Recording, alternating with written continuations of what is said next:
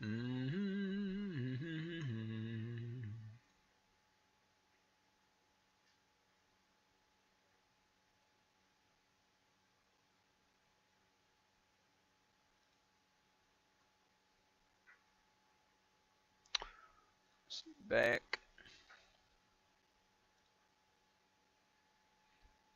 I'll be good. I'll be good. Please tell me. Very good. There we go. Okay, yeah, we are back. We got sound. There we go. Okay, yeah, we are back. Okay, let's go. Probably retitle the stream later, but I called it the Deaf Here once again. Alright, so we're gonna do a Scoia'tael movement deck now.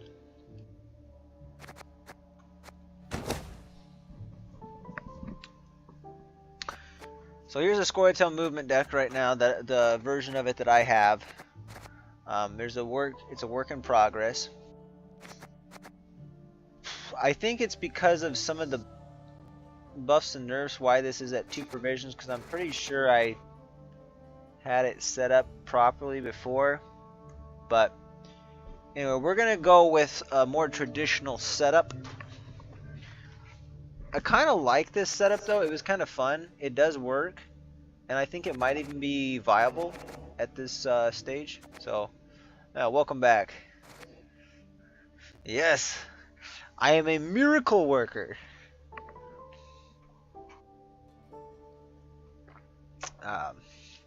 Now, it's a good thing I'm not a doctor, otherwise I'd be asking for your insurance card at this point. Make sure I get paid. Anyway, so Scoia'tael movement, we're going to modify this. This is the current version of it that we have. It's under provisioned by 2, but I'm pretty sure that was just because some of the buffs to some of the cards. Like, I think, what was it? Actually, I do want to kind of look at this, because I don't know if I went over this when you were... You might have seen this in the stream. I'm only going to look at it for a second. No, excuse me, not balance cancel. Okay, we got to get out of that. We need to go to... What's new? Oh, that just reminded me of something. We're actually going to do something else before we do the Scoia'tael movie deck. But yeah, this is the balance council stuff. So, provision decrease. Well, actually, we want power. Or no, yeah, provision decreases. So Gezris got a decrease in yeah, so that's where the 2 is coming from, the Gezris buff and the Francesca buff. Personally, I don't think those ones should have happened, but Gezris maybe is okay. The Francesca I don't think should have got buffed. Francesca was already super good as is, now she's even better. Oops, that's not what I want to do. So what I was wanting to do at the beginning of the last 2 streams actually, and I keep forgetting, I want to show how some of the progression works in this game, and I especially wanted to do it when Cody was watching and maybe whoever else, just to kind of, Preston, I don't know if he'd be interested in actually getting into this, but it just kind of give you an idea of how the progression works. It's pretty fair for the most part, I think. Of course, the journey progress, let's just get a few more keys here. We almost got this mask. Once we complete, play a second artifact, which we will be this next game, I believe. Actually, it's probably only if I do Stiga Castle, but I don't know, we'll see. We'll be able to get the new Fox mask, and I can start working on that challenge. But there's this reward book here, and if there's seasonal events, they'll show up here. So recently, we just came off of the Season of Love event during February for Valentine's Day, and there was a lot of lovely and even some sexy rewards. Mostly just the passive forest stuff, which is basically just a bunch of hookers. Well, I shouldn't say hookers because they're not streetwalkers, but they're just prostitutes at a brothel. They have one thing for them, which was like a few avatars and I think a border, but everything else was like different people in the game series. So like, I can actually show what this stuff was. If I go here. Trinket, so avatars, there were... By the way, also, what do you think of this avatar? I've had it for the last couple of streams, but I just unlocked it. I think it was actually from Spring, or maybe it's Thronebreaker. I think it's actually from Thronebreaker. But I got this, like, bird. It's kind of like a raven, but I figured since I'm Black Hawk Thunder, it looks close enough. And then there was this nice like painter's stand border, and I was like, oh, that looks pretty nice. I know it's probably gonna be hard to see on your phone, but I thought it looked pretty fitting. I changed it from the Triss one. Cause I'm playing with Triss and all her stuff just because that's the journey I'm in. So I did the Siri journey, you know, like a couple of years ago. Actually, it was more than a couple. It was probably like 3.5 years ago when I was last playing consistently. Stopped for a little while, but yeah, I did the Siri journey. Finished that up during the January, I think early February season, and then maybe I finished it up in January. Might have been doing Triss for all of February, but anyway. After Triss, I'm gonna do the Geralt one, I think. Although I think the Regis one is the one I want the most stuff from, but I kind of want to be I want to do Geralt before I start doing any of the really like side characters. But I went to Triss next because of the mage stuff.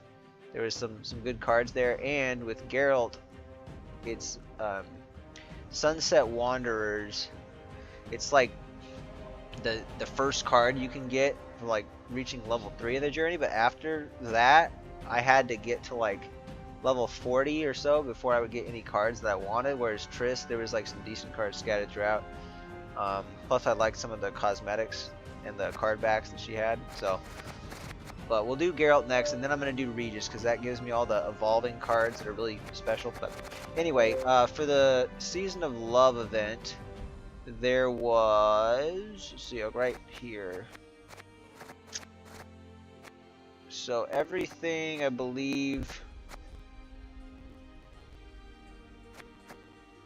I don't think Dandelion was, but is this scattered about a little bit? I believe this one right here was in the Season of Love event, and then these ones were the Shalmar one, all of these. So those are the avatars. The borders, this Casanova one, this is actually not Season of Love. This is actually a different tree in the reward book, a separate reward book tree. This one though might have been from Season of Love, and that's from Triss. And these two are both Season of Love ones. And then there's some titles. There's let's see. It's like one was, it should be like Queen of Cuddles, King of Cuddles, Queen of Cuddles, Big Spoon, Small Spoon, Romantic Poet, Loving Parent.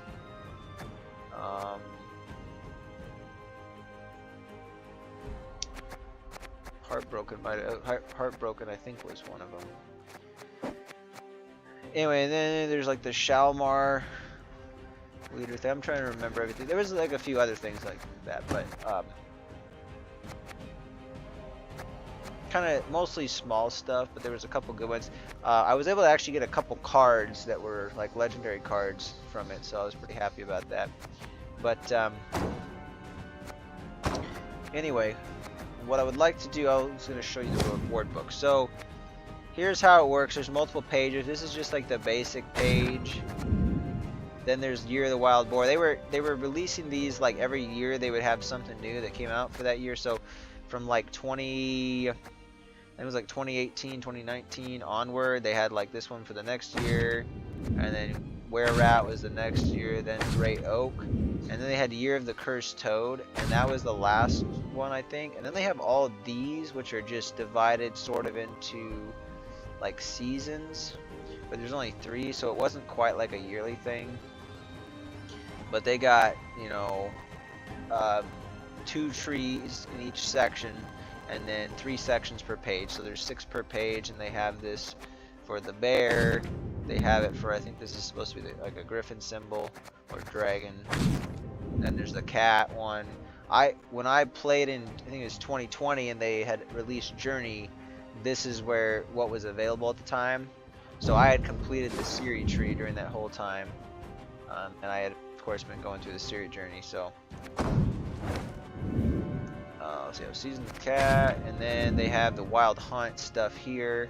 This is where Season of Love is. So this is where that border came from. That was the final reward. We got the Casanova one. Oh, actually, that might be a good one to unlock. No, we gotta do quite a bit to get there. So, and then there's this. This one's basically just like the starter page for people who are just getting into the game. They have one tree for each faction, and it's all the same thing. It only costs 1 point to unlock every single node, which is very abnormal. But you can get a lot of pretty good cards, first of all. So for 1, you get a Skellige Keg. Then you get Dagger 2 Blades, which we were using earlier. Then you get Hemdall over here. And both of these spots in each tree, by the way, every tree looks exactly the same. They all have the exact same positions of where the cards are, where the scraps are, everything. So it's just the exact same thing for each faction. These 2 spots always have the same cards, so you have 2 paths to get to it. There's War of Clans. Then there's Champion's Charge here, and then down here there's Wild Boar of the Sea, Blood Eagle here, and then Vobjorn up here. So Vobjorn, unfortunately I think when I did this, I got Dagger 2 Blades. I think I already had Hemdall, so this one was kind of a waste. And then War of Clans, I'm pretty sure I already had that as well as Champion's Charge, but I needed Blood Eagle from here, and it was still a cheap way to get it, and I needed Vobjorn, and I needed Wild Boar. I already had Wild Boar, so that's why this is not unlocked. So you can buy this entire, I don't know, it's like the tree, but the faction pack. You can buy a starter pack for $5. It's 5 kegs. You get the Harald on crate card, which is a good card, but I'm not going to buy it in part of these. I'm going to get it from the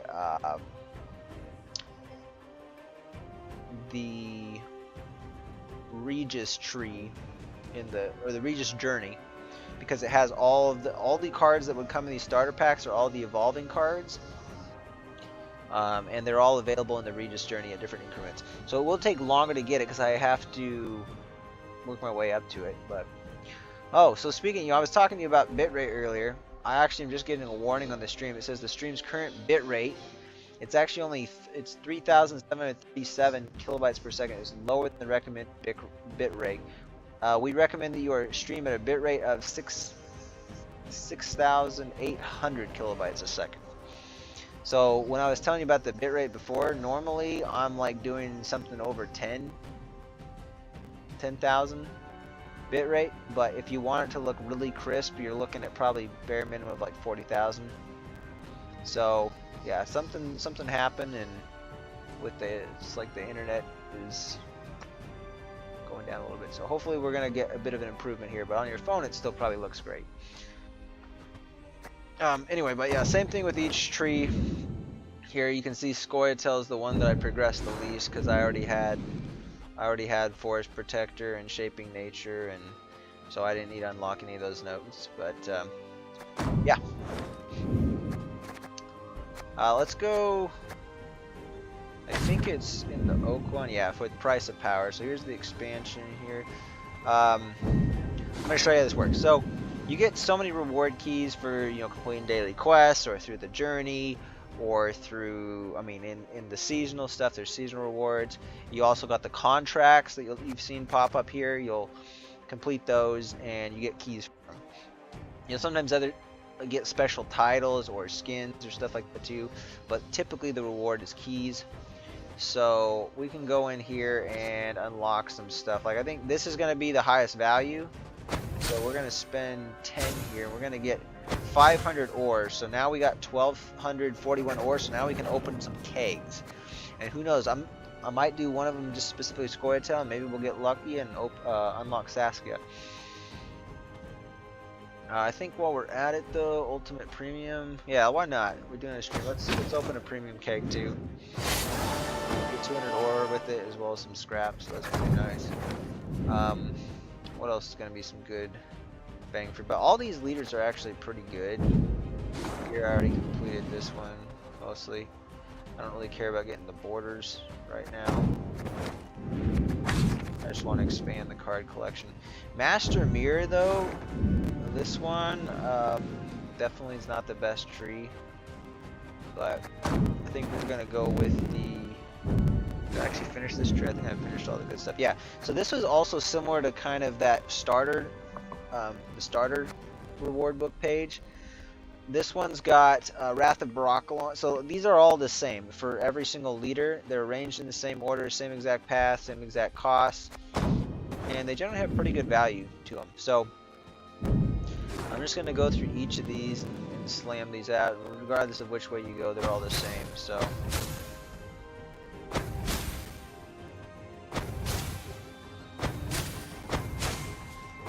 And normally each one will have 4 scroll, like they call them story nodes, and you'll get little bits of lore and information. So these are kind of fun to read. I'm not going to read it right now since it's kind of late. But if I'd ever do an earlier stream, maybe I'll read some of this stuff or as we unlock them. But in this particular one, there's only 2, but it ramps up pretty quick. So you get between these 2, you get 700. I think I did the calculation. I think it's like 13 keys that it requires to unlock all of them. And so that's basically 13 keys for 700 ore, which is pretty solid conversion. I mean, the last one, whenever you do like 5, like this one's 5 for 400, this is a better conversion than this one.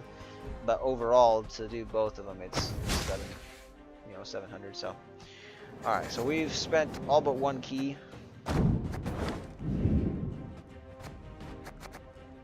So now we can get some crates. Or some kegs. I'm gonna go get soup. Oh, actually, let's go back here just so I can show you. Customer right always. Customer right always. Oh, human glitter rock spring? He's got a lot of really funny things that he says. Shoopy shoop. And then he's like, he's saying an elf shoop. What? Anyway, what's the other saying he has? Like, he'll say like, human in shop, shoop in shop. And then if you wait too long on the store page too, he'll say stuff like, hurry up. You know, he'll say like, hurry up. Let's see what he says. If I give it like maybe another like 10 seconds, he'll probably say something. But he's a great character, and he's in Thronebreaker in a really funny way. So, and he's in Witcher 3. Fly more high like a griffin. Okay, I guess, or he just sings like that. But yeah, we'll go get some card kegs here. Whack bang wow, me know how. You know, he'll say that too when he like smashes kegs. But ultimate keg, let's see. So this is gonna give us stuff from all the sets. Let's get 5 of those because I think usually ultimate kegs are the best value. But price of power. Let's do some Scoia'tael since we're gonna play some Scoia'tael. Let's do 4 Scoia'tael kegs. Let's do some price of power. I want to maybe get those the kegs for get some of the bounty cards, which are in price of power. So let's just do 4 of these as well. So we did 5 of the ultimate kegs, and then 4 of a bunch of. So we got 18 kegs to open right now. So, and I didn't have to save up that long for the keys. Now, what I will say is if you don't have the journeys are paid, but you can pay $10 and you can get everything in the journey. You just have to start from square one. I've been paying $25, so I get 25 levels right off the bat, which saves me at least at the rate that I've been playing the last couple months. It pretty much saves me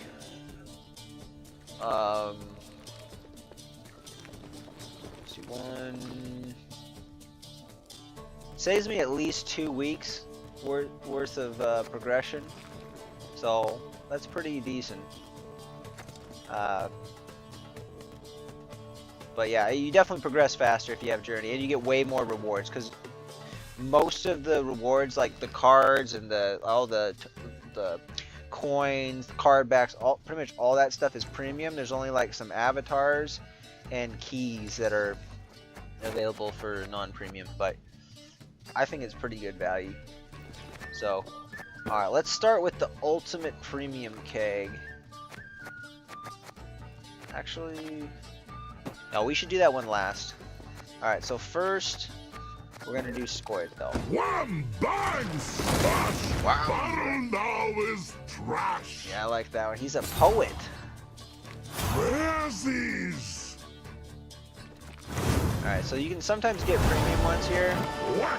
Bang! If I already have duplicates, okay, here we go. We got an epic. If I already have duplicates of the cards, I just kind of pick a random one. Doesn't really matter. But, here we get to pick. So we already got deception. This would be really good in a trap deck. I actually thought about making a trap deck because I think traps are somewhat decent right now. I haven't really. There's a card called Ireveth that allows you to take it, claim a trap, and then replay it.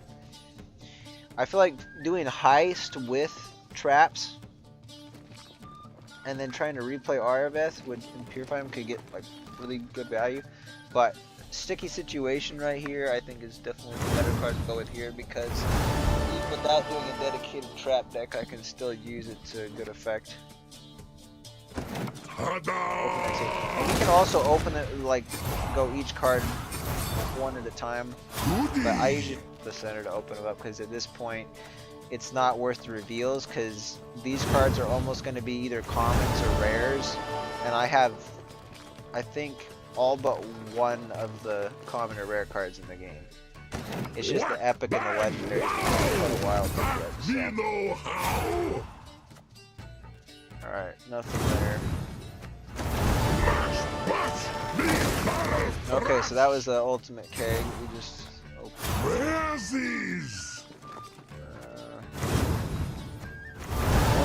Garbage, and every once in a while you'll get a premium one there, but it's actually, yeah, just in case I get ones from the event, I don't want to open these first. So like ultimate kegs I always save for last, and if I have more specific kegs I'll do those first. So we'll do price of power. Alright.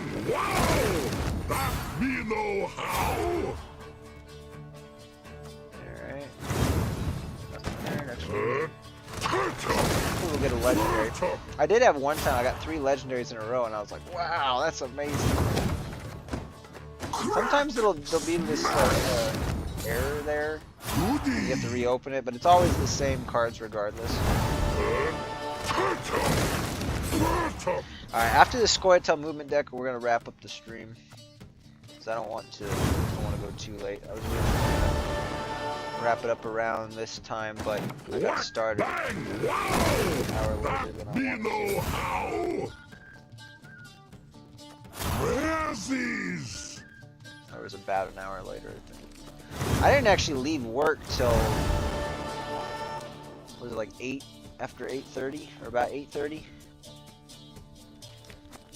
And I was supposed to be going to 7:30. Alright, so unfortunately we didn't get anything good. Oh dang it, now we're... Okay, so see this one? We actually got a premium card here.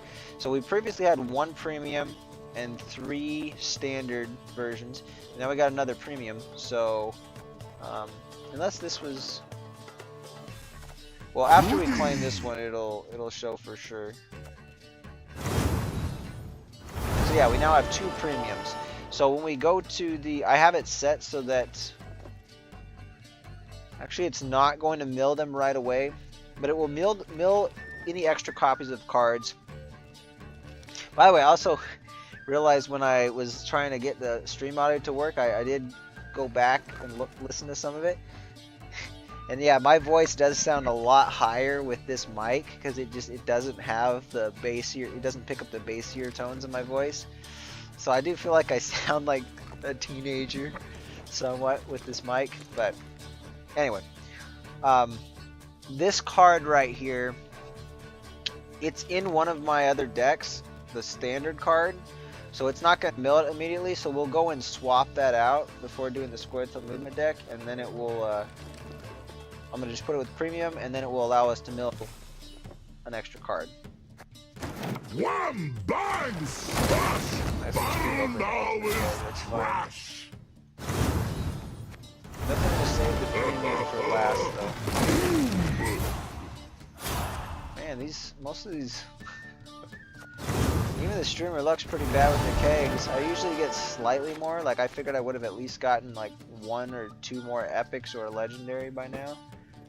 One bag There we go. There's a legendary. What is it?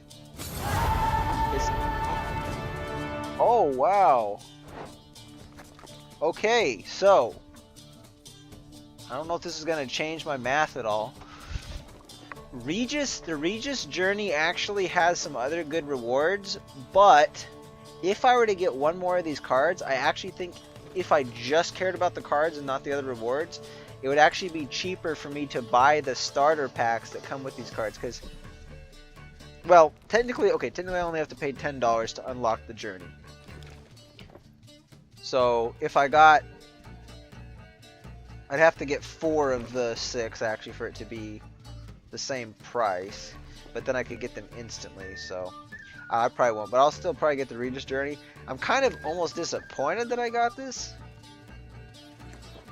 just because I was gonna get it through the journey, but I don't know, it's just random chances. It's pretty nice to get it, and this will allow me, probably before the next stream, I'm definitely probably gonna make a Symbiosis deck, because Symbiosis is one of the most competitive archetypes right now in the game, and this is a linchpin card in it. So the only one that's I think maybe a stronger linchpin card would be like either Scenario or the Aquan. But yeah, this is a really good card. So yeah, not much good here, so. Except for the legendary, so I'm gonna screenshot that. Alright, do the rest of the ultimate kegs, and then we got a... Oh, nice. We got an Arena Ghoul. This might actually be the last rare or common card that I didn't have. I think we might have every bronze card. There we go, we got another epic. We got an epic Grimace. Hey! I was almost disappointed, but it's a premium. Nice, so we'll swap that out.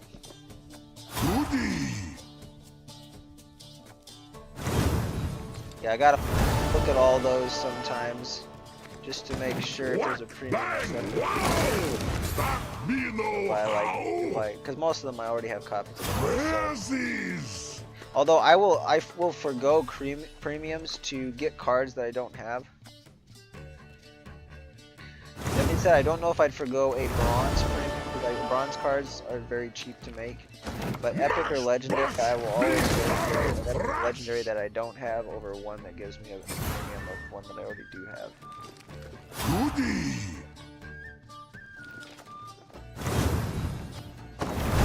Alright, here's the ultimate premium keg. So the 5th chosen one is guaranteed to be at least rare. So every card in this is a premium card. So we got premium Renfree's Gang, premium Disgraced Brawler, Devil's Puffball, Illusionist, and we can pick here. This is probably the best looking. Winch is one of the worst premiums though. Like there's a little bit of like movement on it, but you can hardly even tell it's premium unless you're looking closely at it. Winch I already got one though, but I actually play Winch is the thing. So which hunter you control? This one's gonna be used in the bounty deck, so I'm gonna go with that one. I could probably switch out the Renfree's Gang one as well. Okay, so now we're gonna get a ton of scrap here based on our mill settings. We get 1,140 scraps. So I go awesome. I'm actually gonna move this around real quick. I know this is riveting stream content right now. Oh, come on.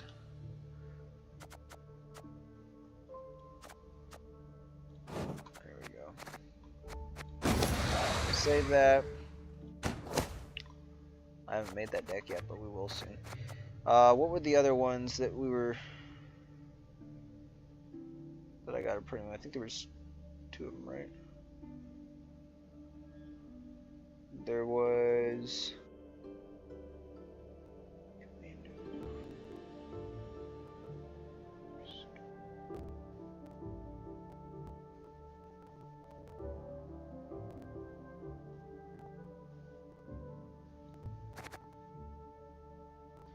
I don't actually remember. Was it Warriors?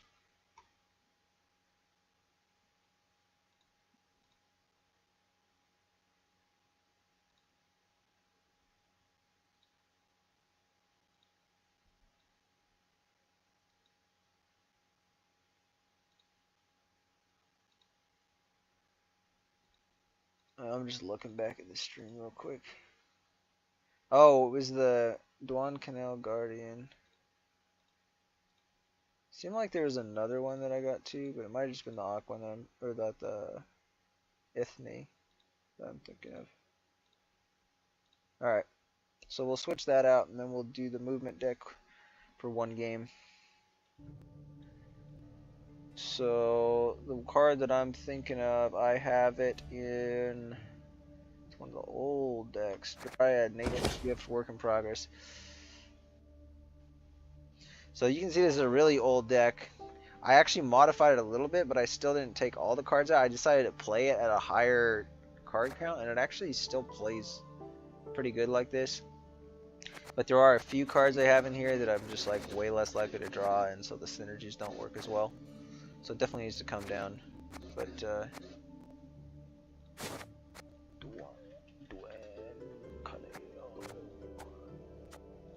put the other premium in there, and I think there might have been another one, but we're gonna leave it at that. So we'll save it, and now if I exit out of here and go back in, it's gonna give me some extra scraps here. So I got 20 extra scraps. Wait, that's weird.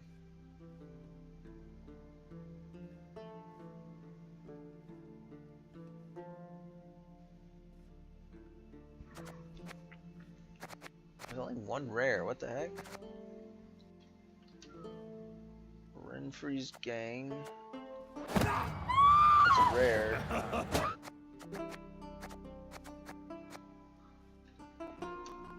Did I...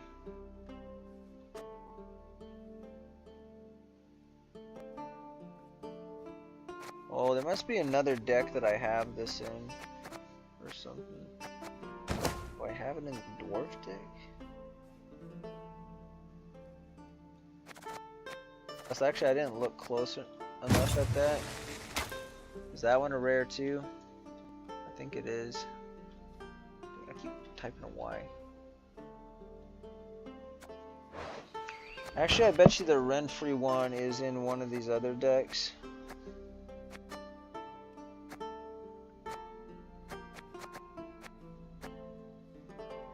I did add it to Wild Hunt for a while, and I realized that unless you have 25 units, it doesn't work for thinning. So you have to play like a dedicated Renfrey deck, so you can't have any special cards. Well, you couldn't have special cards, but you'd have to put 25 units in your deck and then add special cards, and that's usually not desirable. You want to have a 25 card deck and no more than that. So, alright, we're going to do... let's get this Scoia'tael movement deck going. So,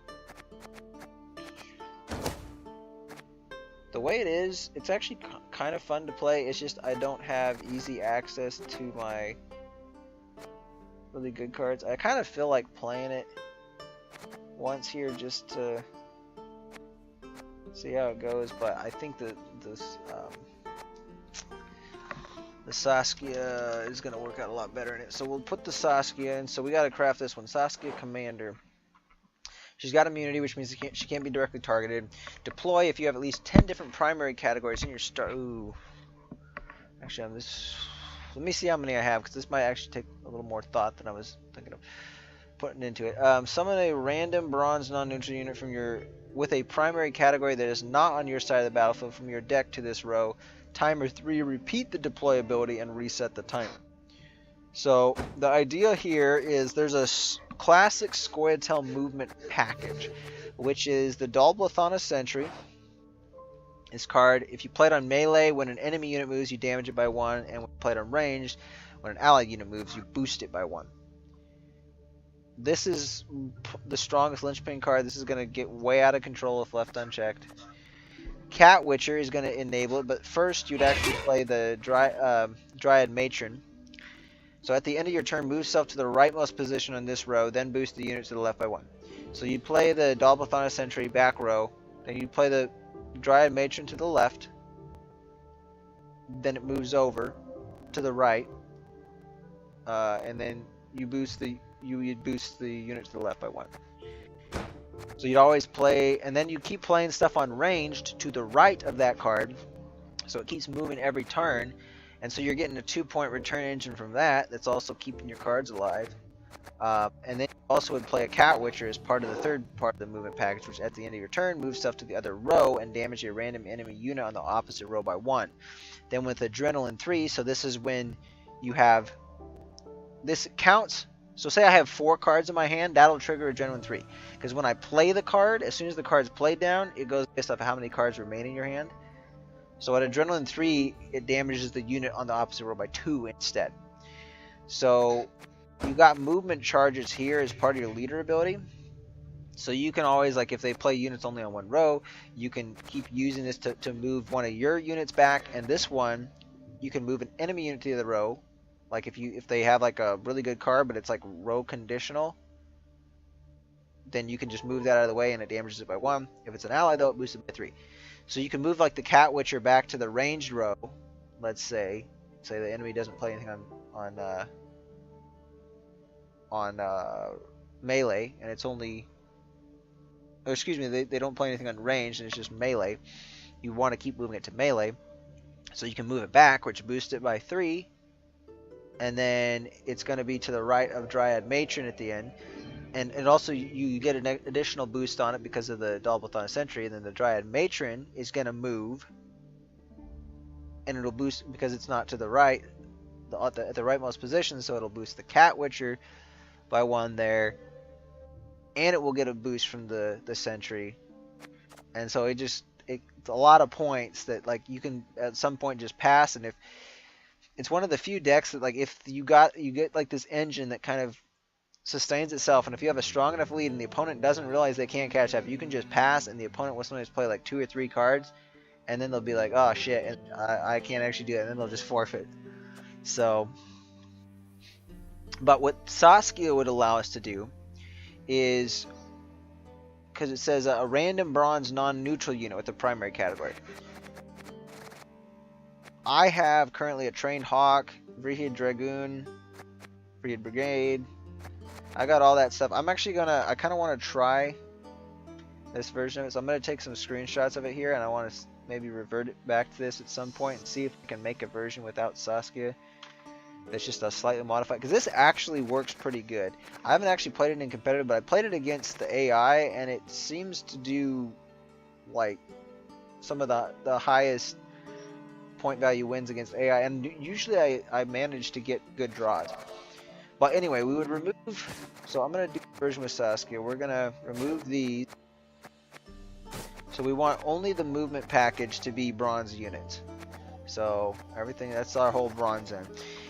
So every single time we play, well, we're going to play the Saskia once, it's going to summon out one of them, and then we just play in our hand whatever we already have. So like generally speaking, if it, because it's going to summon out a random bronze non-neutral unit with a primary category that is not on your side of the battlefield.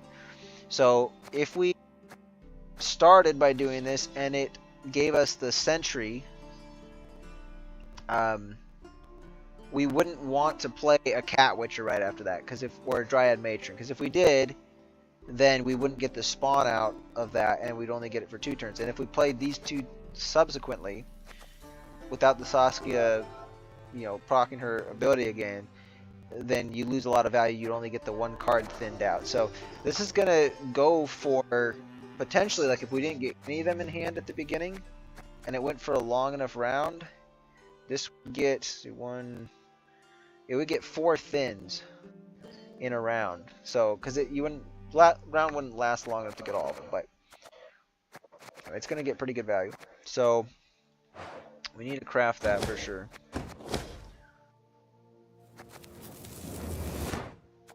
And Saskia, she was, I don't know if she was talked about in the books, but she was a pretty significant character in Witcher 2, Assassin of Kings.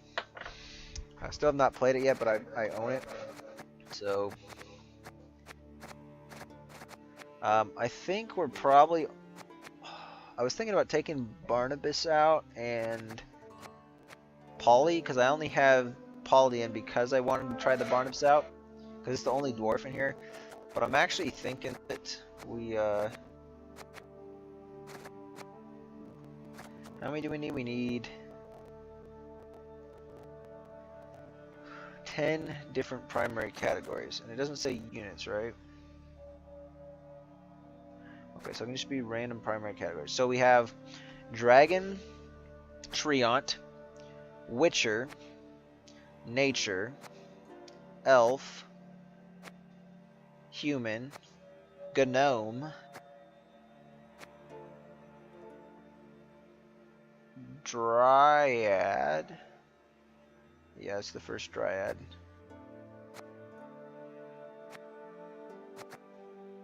So we're up to 8. Dwarf. So we need one more. One more. Okay.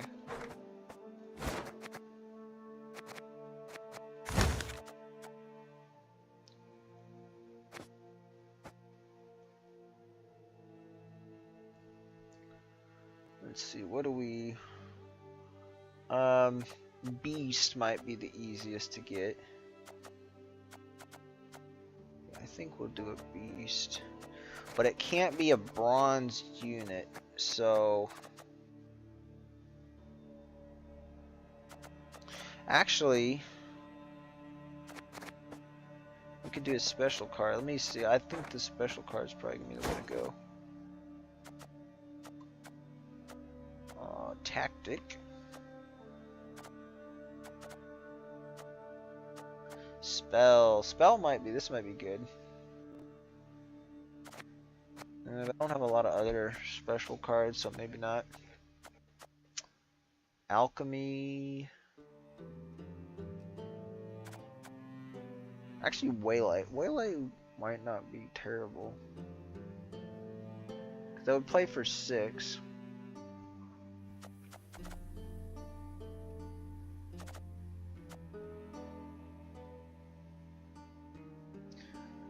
Deployability was not your starting deck.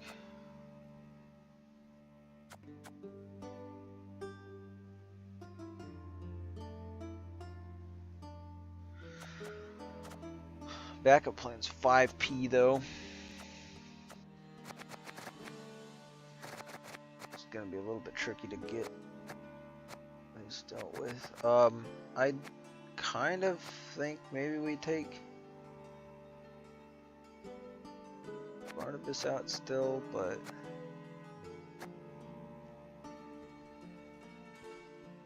the lock. Do I take the lock out?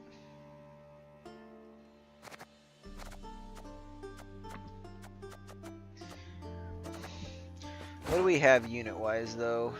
And it can't be bronze, so I will gold. And I'm gonna leave it on everything.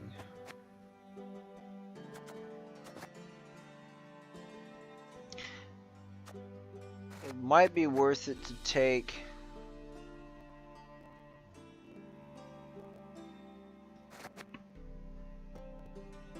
Polly's actually good in this case. I could take Barnabas out though and put the gnome in, because I actually think so. Barnabas is very conditional. I'd have to make sure I get all 3 of them out for a 9-point boost plus 5, so it's 14 points. Percival works as an engine though. And if I got 10 unique categories, that means in a round, I doubt he would, but his point ceiling would be 9 times 2. So he gets 22 points total. Well, yeah, 9 times 2 for the Harmony procs. Because he gets Harmony 2. The only thing, though, is... Well, it's 6 provisions, so it actually might be a good card if I have a hard time finding something else. Got him in the bomb deck, and it works pretty good. Human. I think we got a human already, right? Got a Pavko. Although it's possible some of these might not work. I'm also thinking maybe we want more thins. Because right now I don't think this deck has... Let's see, we got 1 thin.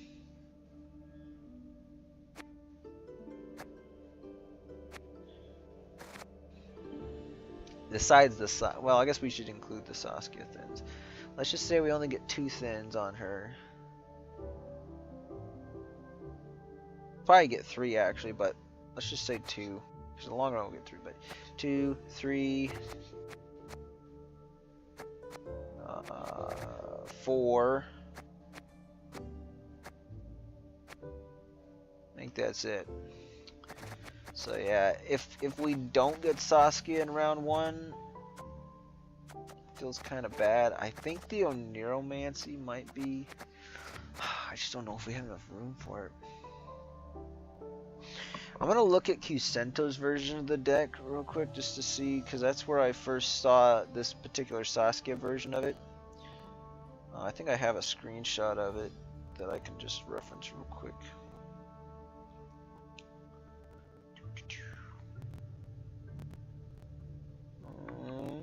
Let's see. Siege Warriors. Simulate. Maybe I don't have it screenshotted.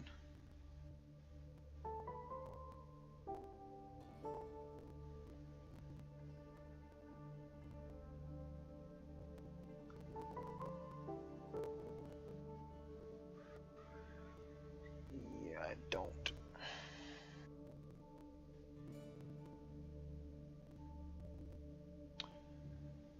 Let's see right here.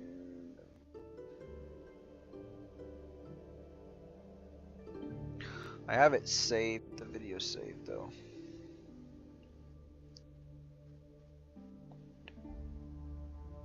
I'm gonna get some water in a moment.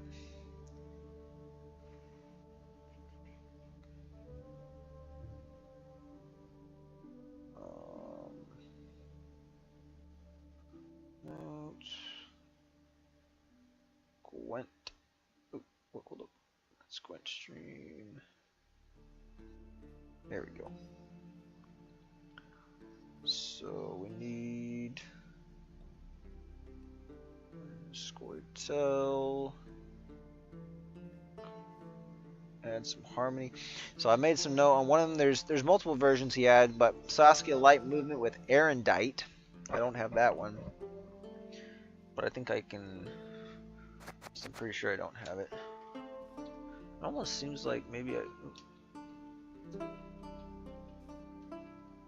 can't even spell right now.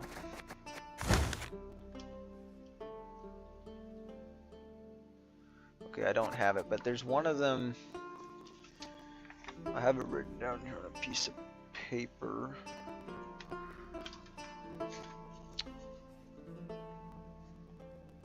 Geralt's Premium Journey gives Erendite at level 70.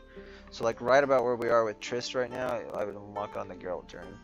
That's quite a ways, but I can do without Erendite. Within your turn, if you have more points than your opponent, it's a good deck to use Erendite with though, because it's it does get, if you get the right cards, it can get started pretty quick. But then I made a note on that one that I said could add some harmony cards to fill in the gaps. I was probably thinking about the gaps and what I don't have, but yeah, harmony would be pretty good. Saskia movement modification. Last monster deck is pretty slimy. Another twist on Saskia movement. Greedy Gezrus, Saskia movement.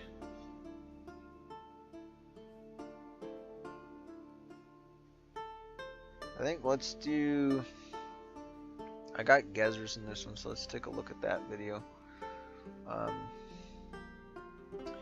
I just want to use this like to figure out. I want to make it my own, but I want to figure out a rough idea of what I'm gonna have room for instead of just like trying to start throwing cards in there and see what happens. I think it'll be so. So he does have an Neuromancy here. So on this particular one, he's got Saskia. Then he doesn't have Great Oak. Treon. I mean. Technically, yeah, I could get rid of Great Oak. That would be an easy one.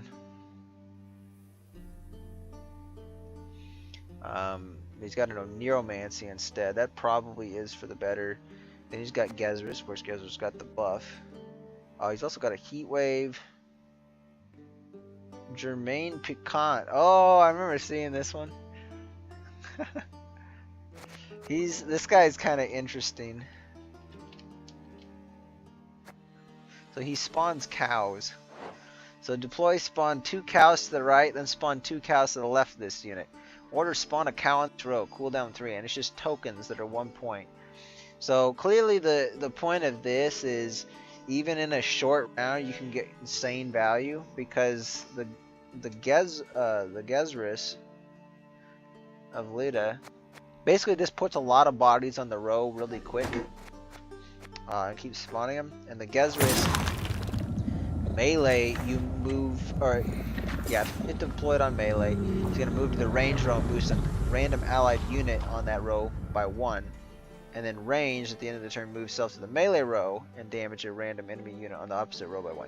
So it works the same way as the Cat Witcher, except for when it goes to your melee row, instead of damaging enemy units on the, or excuse me, when it goes to your range row, instead of damaging enemy units on their range row, it boosts the unit on your row. However, if you have Adrenaline 3, it boosts all the units on your range row.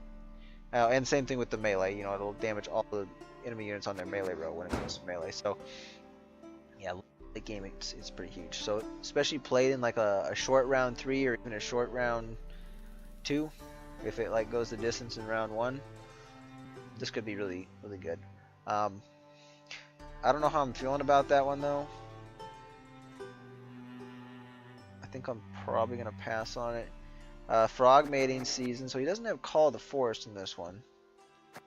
He doesn't have Francesca either. No, that Stigga Castle.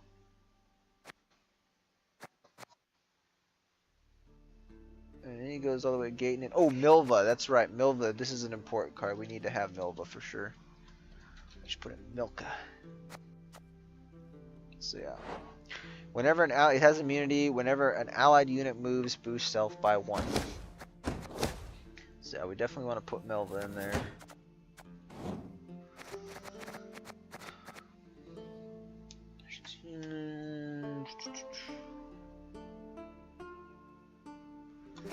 And he's got a lock, he's got the Milena, he's got the Treant board, which is really important.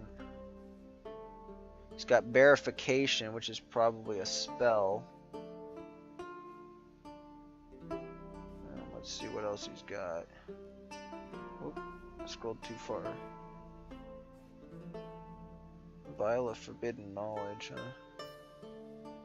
You have Maxi? He has a Maxi. And this. Squirrel, Dryad, Matron, Peller, Vial of Forbidden Knowledge, yeah, Witcher, Delvathana. Bountiful Harvest, Maxi, and Verification.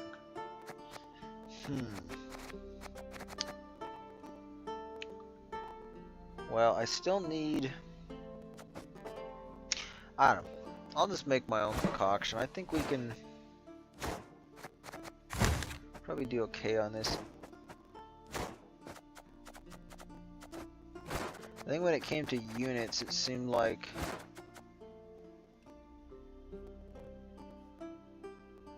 I don't really know that we have any options on this? I was gonna try Squirtle, but Beast is probably the only one that I can think of, but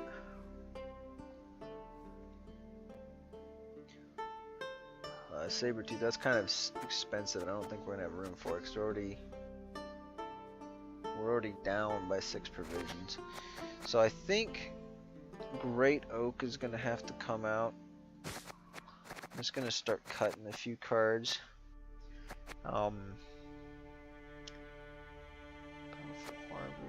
Treant Boar needs to stay in. These two need to stay in for sure.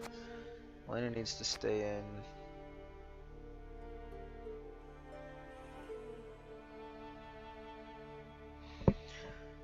Honestly, the Gaten's a little bit questionable with this version of the deck that I'm kind of putting together, but because Popco could kind of get brutal. I don't know, maybe we take Gaten out.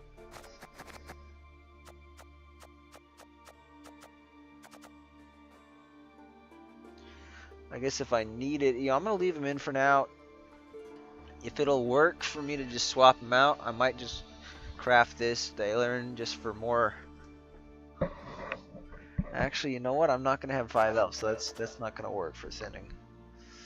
And Roach, Roach is, I think Roach is like 9 and Knickers is 8, but I don't have.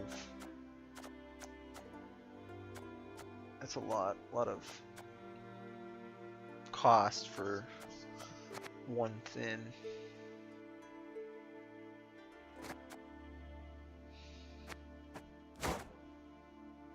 I think maybe we just go with the spell or alchemy, because I don't think either one of these are.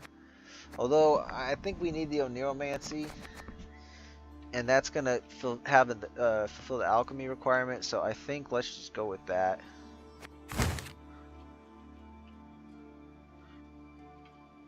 Jeez, I can use that. Wait, did I not spell it right? Oh, it's AI. Okay. So we should have the 10 cards we need now. So the ones I got duplicates of. Fauve is a thin, so I don't want to take her out.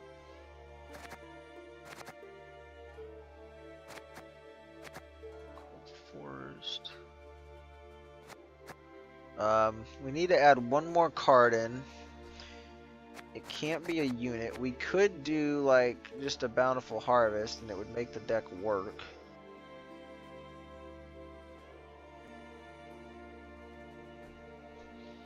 So that would 5p, and then we'd be down by 11. So we need to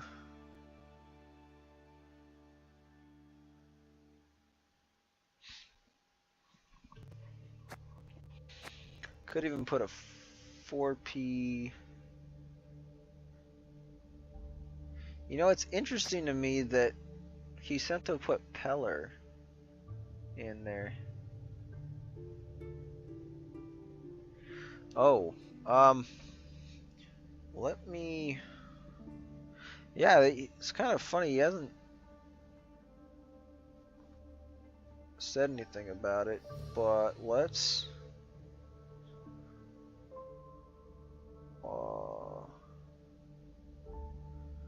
I'm just gonna type in racquetball and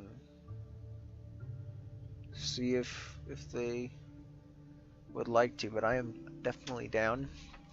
I think there's gonna be plenty of time for me to get my stuff together. I should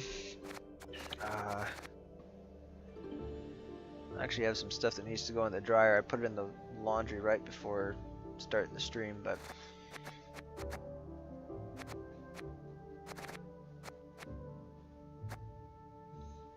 I think Povko might be a good cut.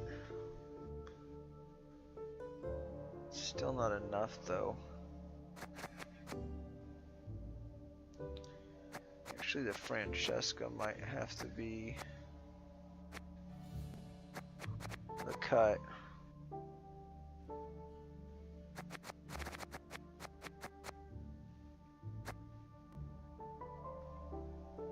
Holly Dahlberg.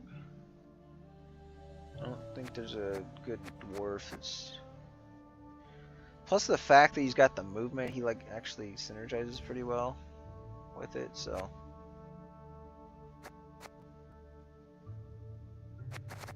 And we at least got a Dryad and an Elf here with the Saskia coming out, so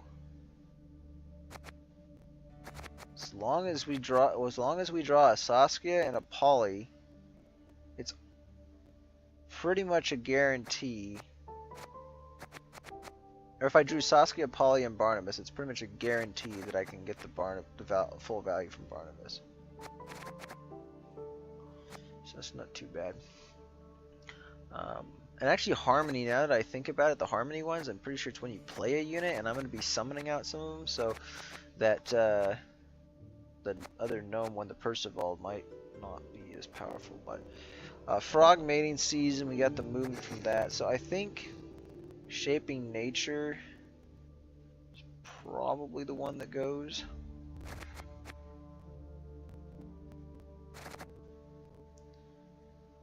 And I think Francesca's gonna have to go.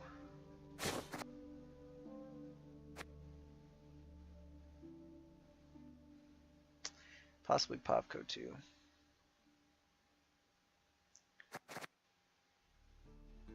Although, like I said, the Gaten is not necessarily great. I guess it's okay if we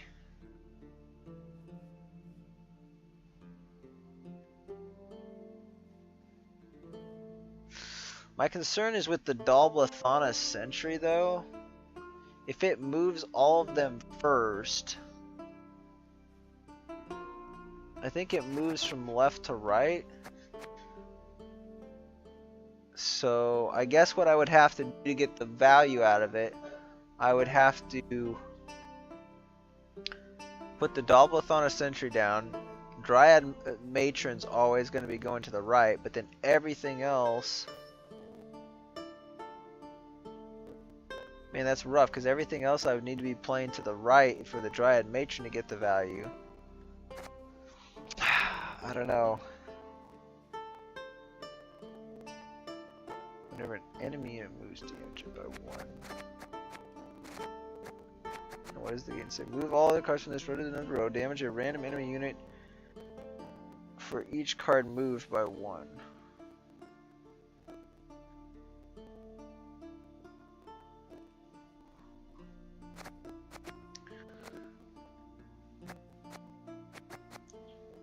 I mean, I suppose you could play on melee row with some of them, but I don't really... we'll see what we can do with that. But if I took something else out, maybe it is the Popco, because it's got... I mean, the Harmony proc's nice, though. But the Percival...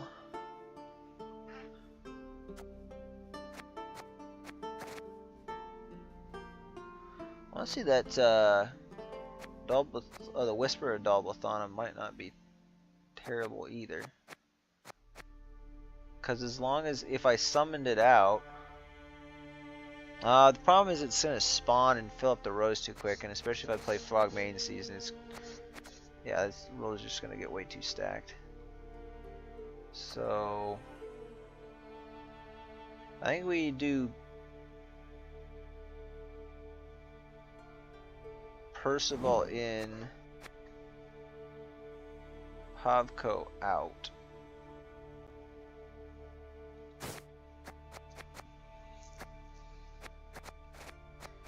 And then Bountiful Harvest. Actually, maybe we get a, is there 4 provision special? That would be good. What kind of locks? There might be some locks. So yeah, we should probably have it Purify. Also good at Vitality 3. So I think a Dryad's Caress is going to be nice here. I'm going to actually put in 2 for right now.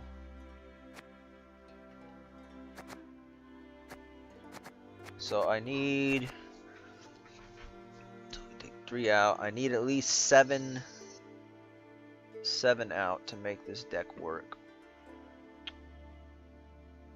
I still want to, I think I'd rather play Call of the Forest than Shaping Nature, because Shaping Nature is only going to play for 12 max. Call of the Forest might give me something I need that really carries. So, like say I don't get the Gezris at the right time.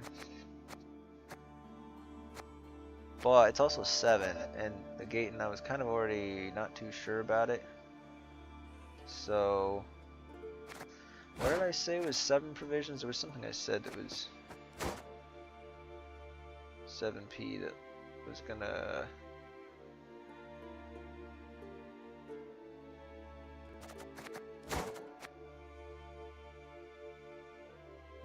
let's see.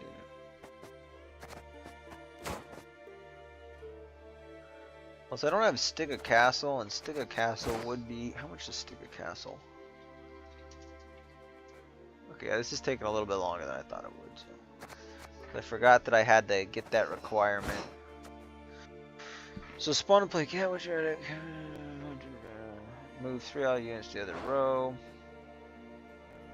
Yeah, for 8 provisions, I think we might want to include that. That's pretty solid.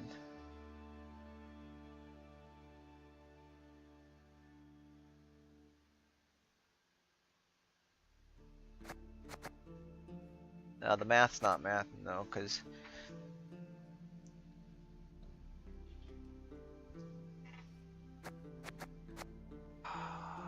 actually I have a gnome here. I could take out the Barnabas. Let's see, move to, so 1, 2, 3. 4,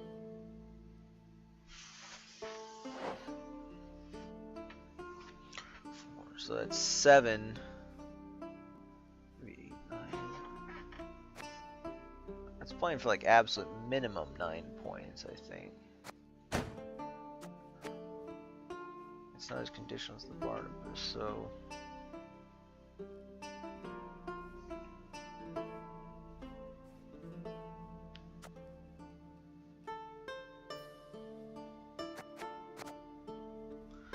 Kind of want to try it without it though,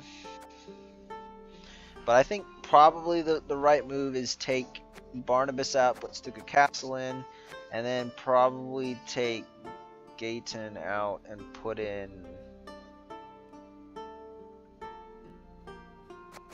something else. But that gives me extra control, which is kind of nice, and I can move one of the units back if I need to, I guess. But I don't know, I just feel like it has anti-synergy with the Gezris though. Unless we move stuff to the ranged row. So I guess, yeah, I could do that. We could...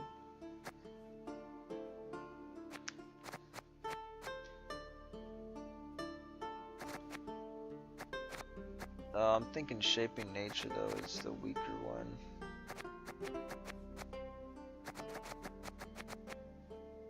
Yeah, and I can just use the FOV, you know, for the Purifies if I need them. Or Bountiful Harvest if I don't have it, or Call of the Forest if I don't have it. So there's enough stuff there. So let's take out Shaping Nature. Although the Vitality is nice, just in case something's about to die. I don't know if I have any other way of really boosting it. Yeah, that's...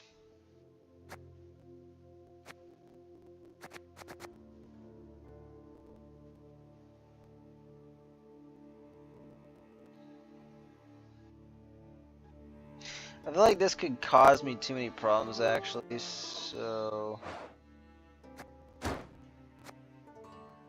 But actually we could do like Frog Mating Season on... You know, we still get good value from that unit who just moved the frogs, you know? Because if we have a sentry up, there's 4 frogs, it's 4 points, and then we get 4 points of damage. So that's 8 points plus 5. So we're already playing for like 13 points. So that's better than...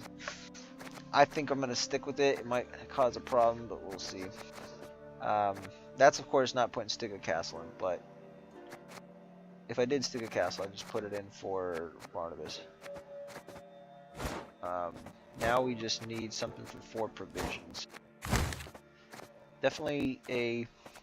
I feel like this is probably going to be a suboptimal version of the deck, but I think it's actually better than it was. It's more consistent at least. So I can't do a unit for 4 provisions. We need... Yeah, it's going to have to be a special.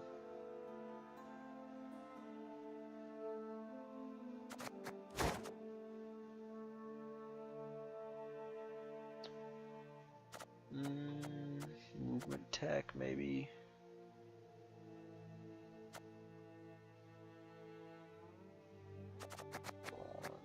You know what? This is kind of like the spell is like anti-lock. Oh, Neomancy is spell. I was thinking it was alchemy, but we should have everything in here. So attack at 6, boost 3. Maybe even just using, since I got up, maybe I should do a boost. Actually, I don't have tall punish in here, so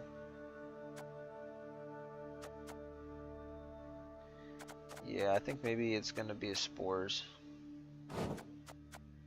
That'll suffice. Alright, so this is what we got. It's a version. We got Crystal Skull. Do I want Crystal Skull on it?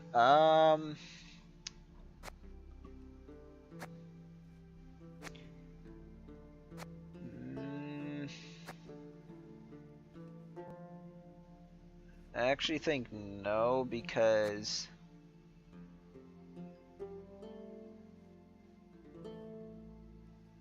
yeah, because then we're basically getting stuck with that boost, and the only other direct boosts could benefit it, or indirect. But I can't, like, I wouldn't be able to use Vitality. So if I get any kind of Vitality, I don't know if there's an elf that could do Vitality. I think there might be, but Frog Mating Season could ruin it, or could get ruined.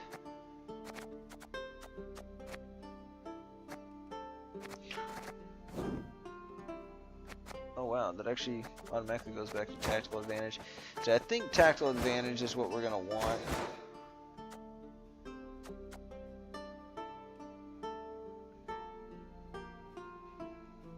Enchanted Armor's not too bad.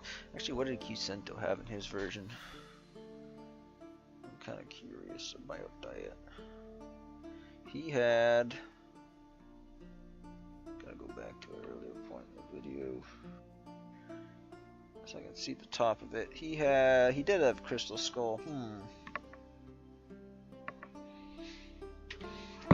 What would I use the Crystal Skull on? That's the question.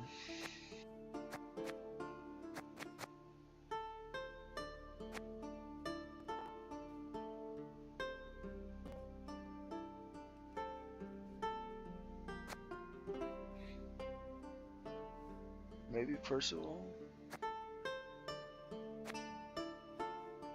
Actually, the Cat Witcher's gonna move up and get boosted consistently enough. I think it would be good for the Cat Witcher. And it's either that or the Dalbathana Sentry that's gonna be the most likely lock target.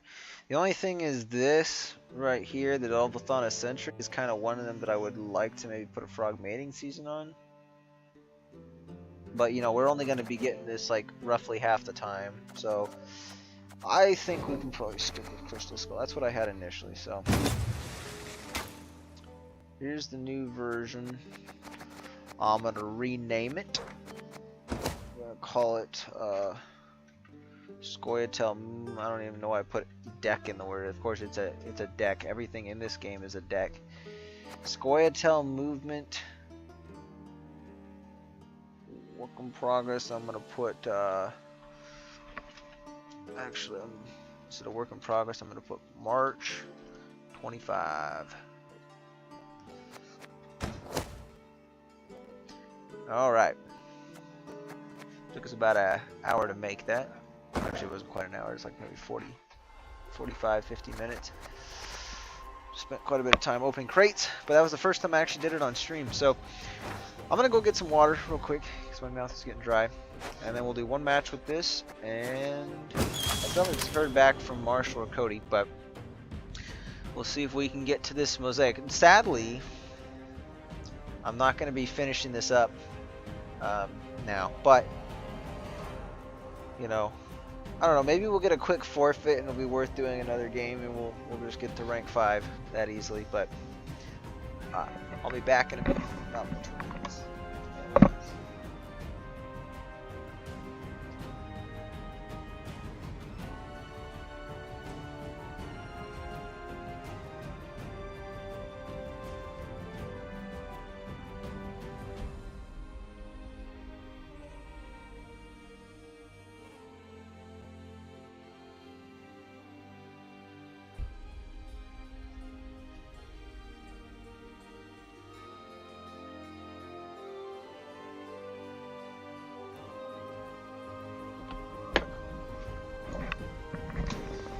By the way, in any case, I am down for racquetball, so we can just plan on it, and if Mark and Cody show up, great. If not, it's fine, because I have plenty of time to get ready for the trip. I'm just going to get...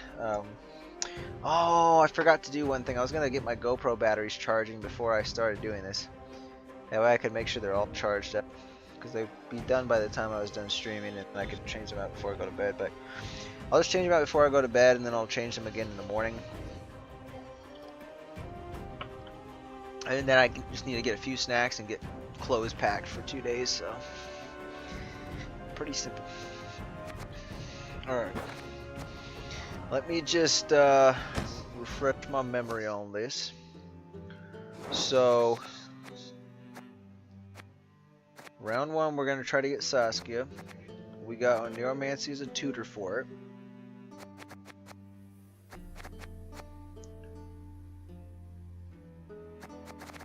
We got Percival needs to come out early. Of course, the play order I know very well, but I just got to remember not to play something I don't already have. Like, it's tempting once you got, like, say Saskia brings out the Double Athena Sentry, which is the ideal thing. It's kind of tempting to just throw a Dryad Matron out there right away after, but actually, you know what? That is maybe an okay way to play it, because the timer is going to be 3 for another summons, and then it will summon the Cat Witcher, and by that time, you've probably already racked up enough points that the opponent's going to pass anyway.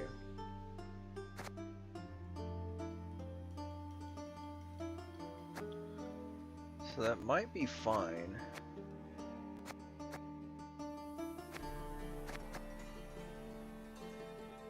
Give an ally unit to or some moving unit to the other row. That's the main thing. Okay, we use this for movement tech.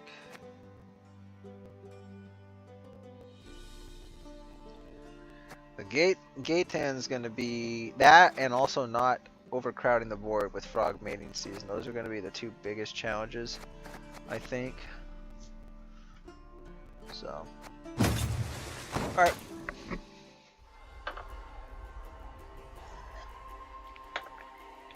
So you can see I haven't didn't work on this deck before since I was playing Ciri. So there's the Ciri outfit. You got the Skellige braids, Skellige garb, and a wood sword. Pretty nice outfit though. Alright, let's see, do I do Triss again?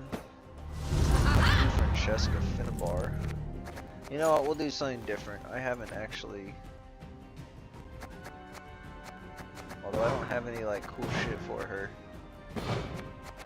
I mean, those ones look really nice. It's like Cinderella. Oh, Cinderella. Maybe I do go with... I think I can go with Triss necessarily. Yeah, we'll do something different. I think I got all the... Actually, what was the Fire Staff? I actually need this stuff for the Fire Staff, so I don't want to forget to change it. So let's just do that, and then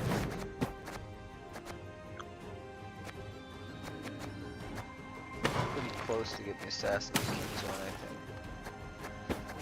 That, and then we're almost at the. I'll do loose hair, I guess. I think I like her hair better like this though, with the two little buttons, but actually I like doing the hood for elf stuff.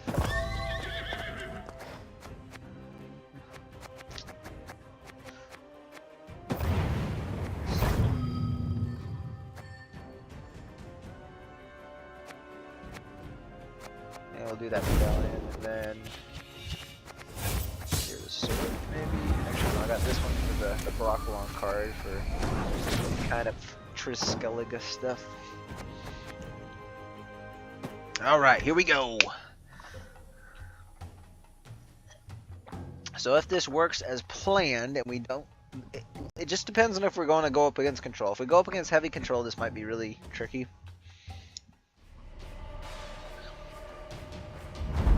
The summoning was... Okay, instrument... Damn. Okay. Everything has its price. The question Literally, is, we're going up is it against worth the it? control faction. I mean, arguably Skellige has very strong control too, like pirates, but I feel like, yeah, I don't know. Pincer maneuver. I think we can make this work.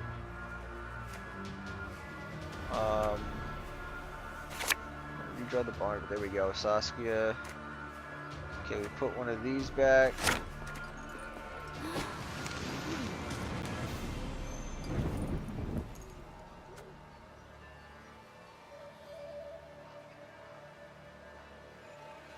So actually,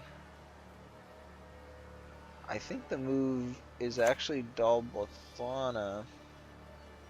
Stand before His Royal Oh, Majesty. that's not good.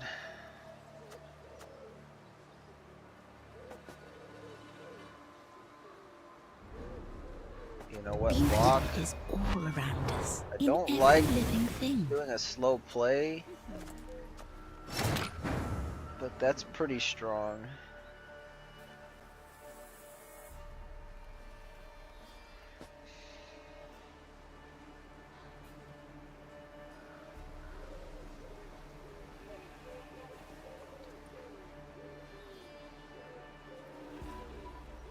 Yeah, that just leave more turns that I can get killed, so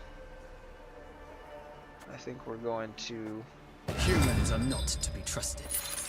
We'll just do that, and then we're gonna kind of... Oh, shit. That is a fly landed in your cup, That's my lady. no bueno. I just set myself back now.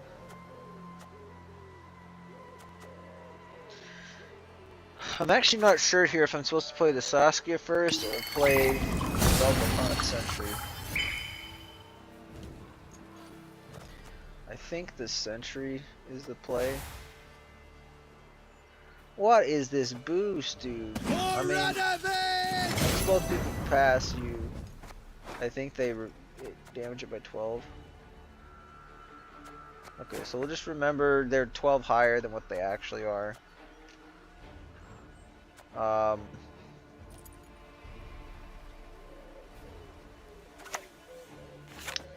Man, that Dunka is looking pretty nice, but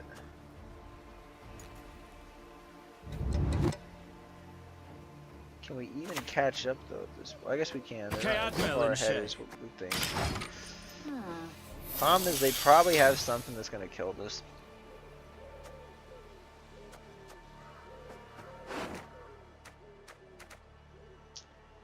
I also got the spores.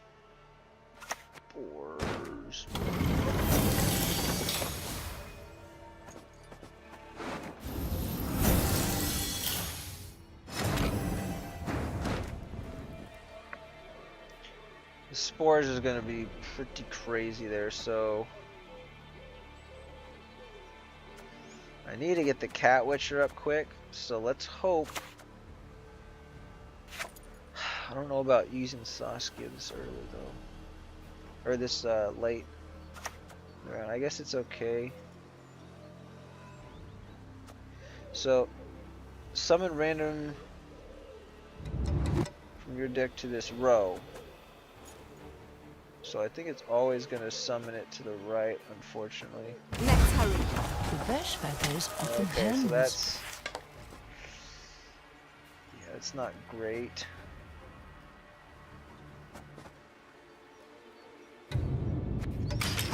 I think we just sacrifice a point there, maybe.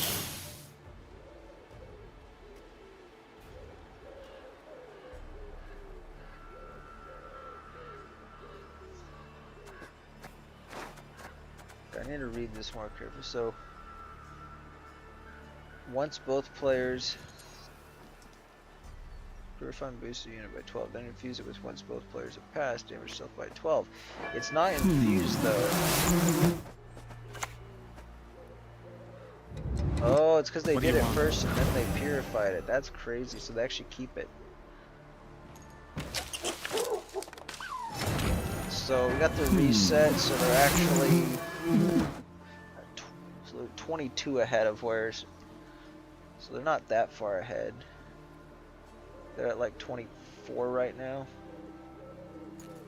They're like 6 points ahead of us and a card down. So as long as we play 6 points here, which looks like we'll be able to, we should be fine. I really can't play that. I think we need to play the cat. Well, the cat wishers.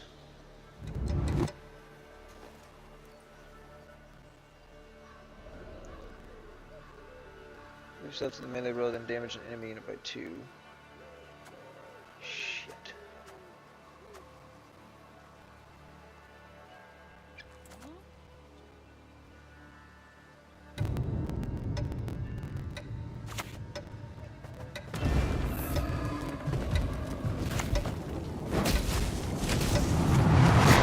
Oh my gosh, it's gonna blow it, isn't it? What? It didn't even do the thing! Oh my gosh. This is fine though, we still won off of it. We're gonna go a card down, unfortunately, but...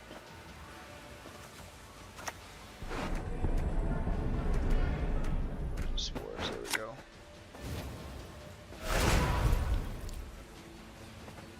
I don't think they, at the end of your chamber, yourself by 1. Okay, so we just, we use a leader charge. That for us. Style. That's right. I like fighting with style. I shouldn't have even had to use a leader charge if it worked right, but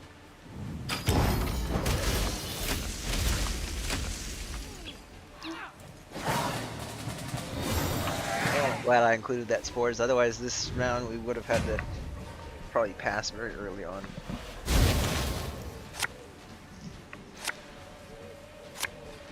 We still have full movement package left, I believe. Yeah, we just gotta grab it. Not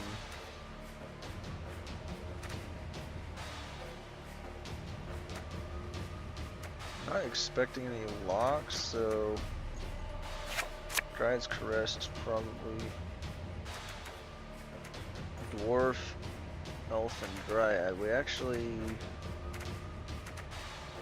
almost have everything we need.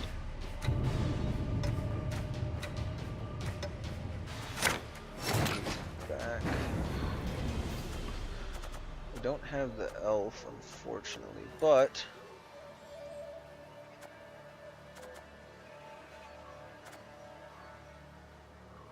I think we can make it work.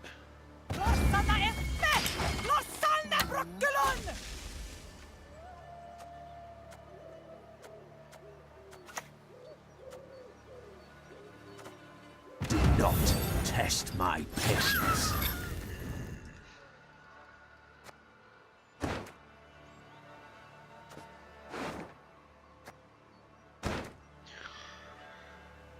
I'm not actually sure I want to play into this. You know, we got, if we get the movement combo, this is actually going to be worth a lot of points, so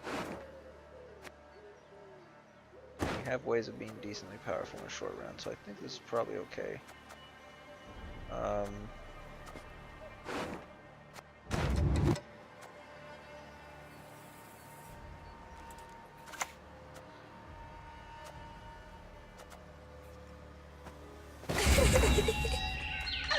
Let's just try this. go all out for it. I get to play any of them? Damn. Okay.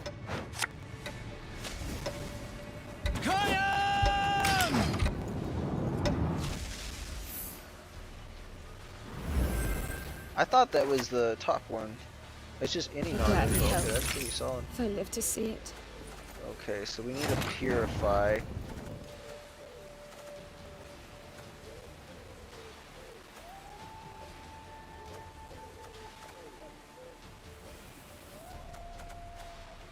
deploy needs to be moving, so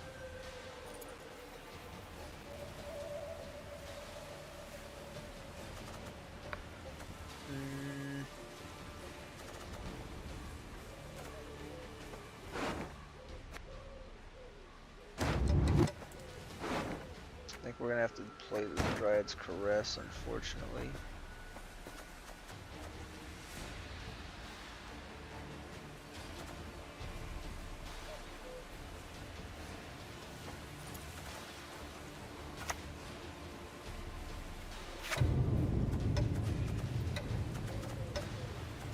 Yeah. I think it's worth it. As long as we don't have like tall punish or something. Wow, they got a lot there.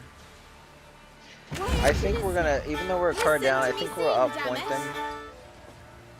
Well, actually now we don't have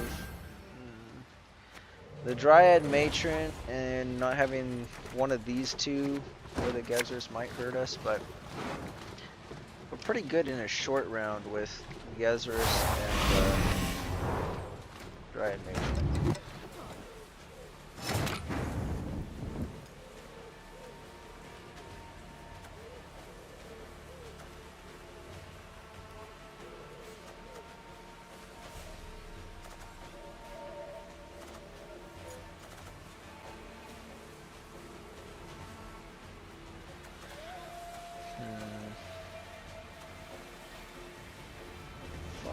Removal. I think we go with yeah, we're gonna go with the Milena next. I trust no one. Never have. Okay, so we do Cat Witcher, then we do Polly, or actually 2 armor's probably not gonna matter too much. We'll see if we can actually focus though. Pushing for this is probably good because they're gonna have to do like a big play here in a moment.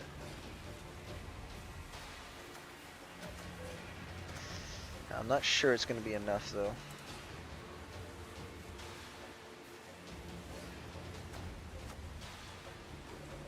Turn, we'll move it.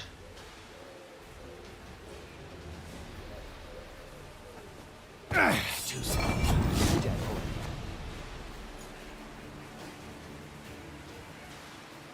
You know what, if I did this, I want to see if we can eliminate that.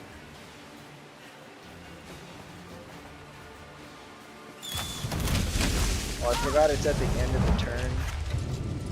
So actually, yeah, no, I don't want to do it.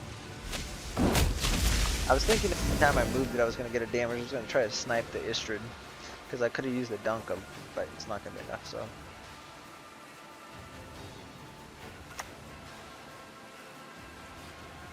You want peace? Fight for it.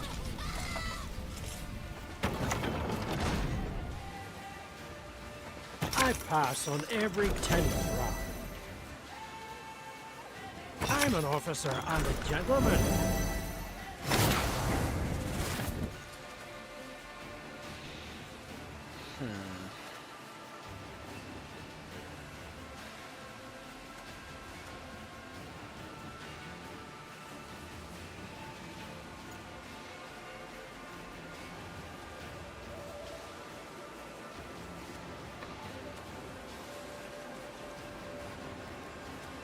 Yeah, I think we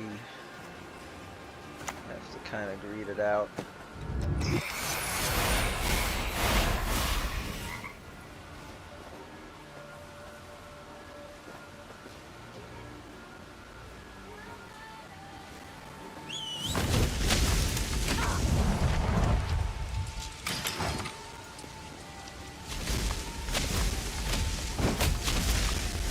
frogs are not going to get the full value here, but it's not going to matter.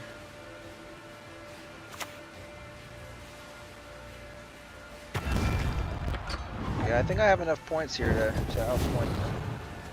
That kind of sucks, though.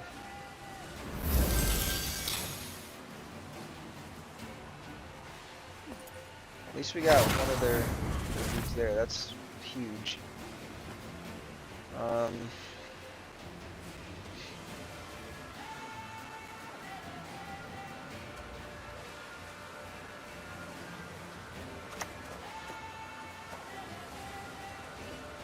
Move it, you nag! And I'll axe ye too!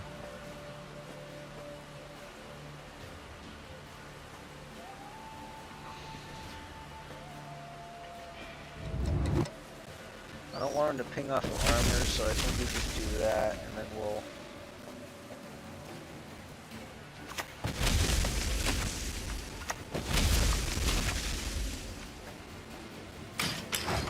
Just gonna greed it out as much as possible. I think we'll have the points. Might actually end up at about 85, 90 points. Oh, what did they just use? Was that a... Oh, that was the full test, right? Okay. Up the tree you go, lad. Quick now. Retrieve my bolt. Oh, I don't know. They're gonna play a lot of points at the end. It's gonna be very close. Extremely close. Uh-oh. Okay. They're definitely gonna keep that. But... And sadly...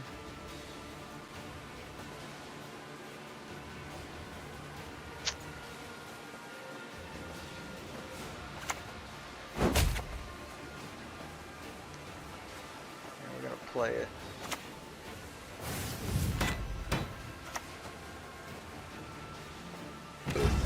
Sorry, turnips back for an encore.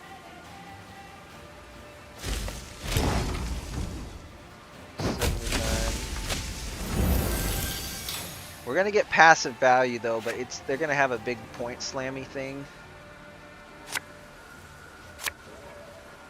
So they're actually probably still gonna end up with card advantage.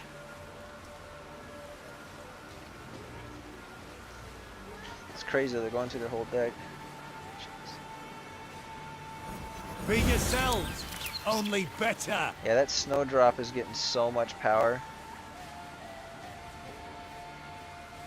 They still haven't played a card, right? Yeah. Wow. Okay, so this is like a kind of a weird siege. Don't ever expect your opponents to card line draw up. setup. Wow, I've never seen this deck before, but it's pretty nuts.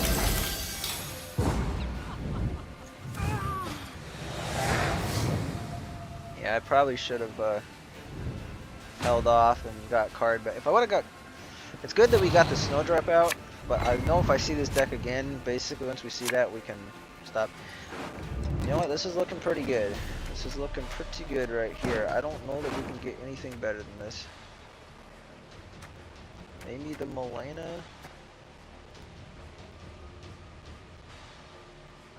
No, that's only going to be a couple points different. I think this is probably the best we get right here.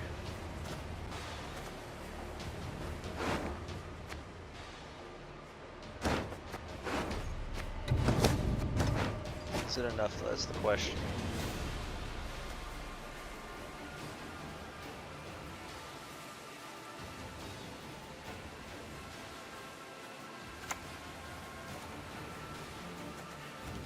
To slay dragons, 'tis our nightly duty.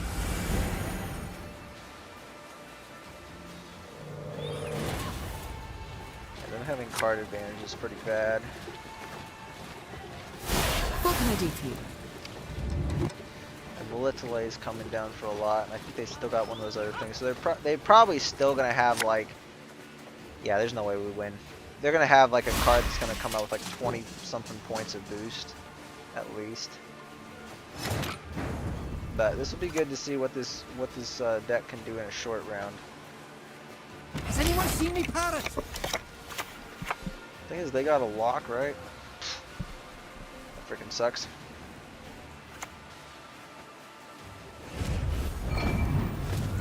Damn, this deck is Off nutty. the tree you go, lad. Quick now. Retrieve my bolt. Holy crap.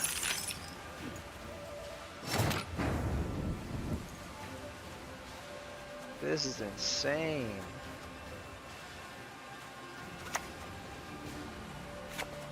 What do I get more for it? Well, it doesn't really matter.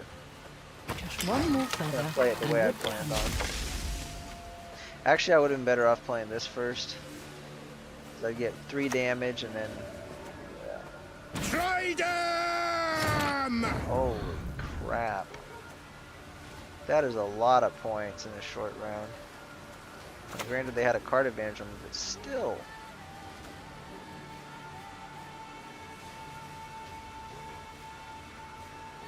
I mean, I guess either way, points. Yeah, it doesn't matter what you play it in. I enjoy that. Actually, this way is better because then I get, well, I get either way. Wow. They didn't even show me the last card. Are you freaking kidding me? That's lame. I'm pretty sure I know exactly what it was. I think it was the Traveling Priestess. Because they already played one earlier, and I don't think they would have done that deck without having 2 of them. And that card would have come down. Like, literally, they probably would have had... Well, the Molitale, I think, was staying in the deck.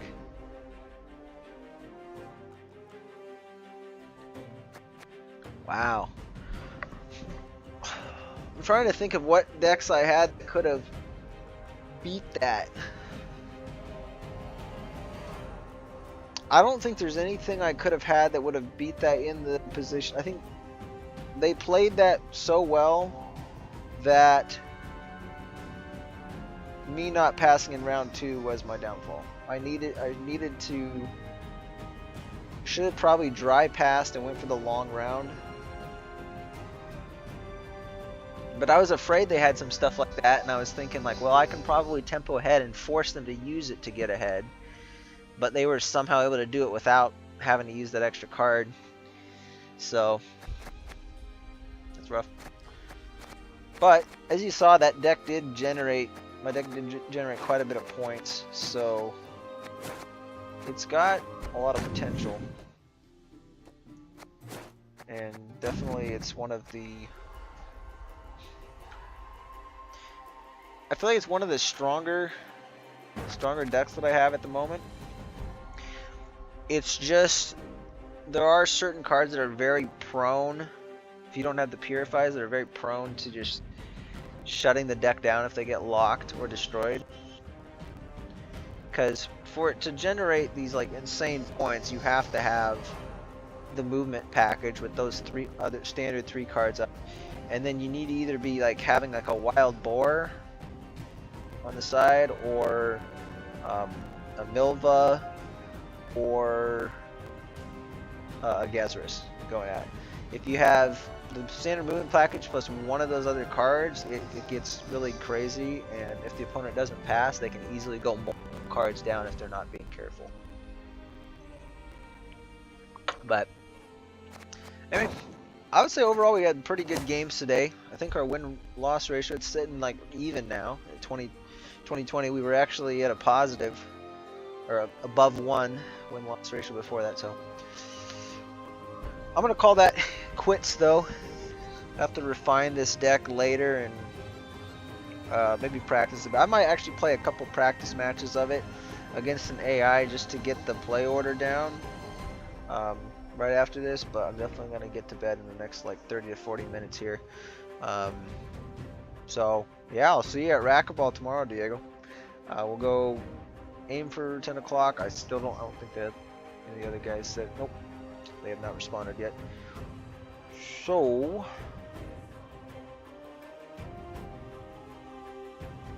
I will yeah, I'll see you there.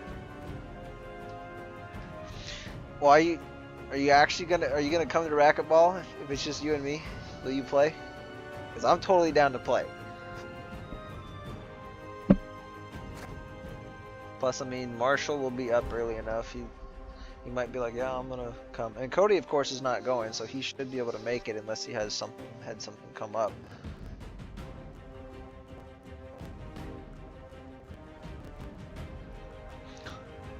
Just yeah, let me know here if you're gonna come. If I just, because otherwise I might just.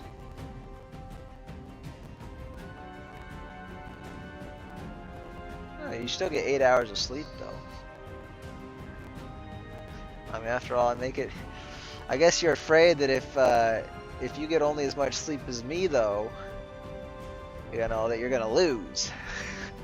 I see what it is. All right, yeah, I'll wake up. I'll wake up by. I guess if we play, let's shoot for like 10:30 instead. We'll shoot for a little bit later start, but I'll see if I can be up by 10, and then I'll check your messages then. And if you're like, yeah, let's do it, then we can go there at 10:30. So, hey, thanks for watching though, or listening or whatever. Glad we were able to do more wins. I would say we kind of broke the curse. I mean, I made positive progress throughout the stream, so that's something. And we almost completed the mosaic for rank 6. If I would have played a different deck, maybe we would have. Like, I would have had to go like heavy control though. But yeah. So, all right. Until next time, this is Jared signing out. I need to find a better outro. But anyway, all right. Have a good night, man. And to anybody else that watches the stream later, thanks for watching the video. And as always, I'm also very open to play with viewers. I would love to do custom matches. I think it would bring something new to the stream that many other streamers have not done with this. So, all right, have a good one.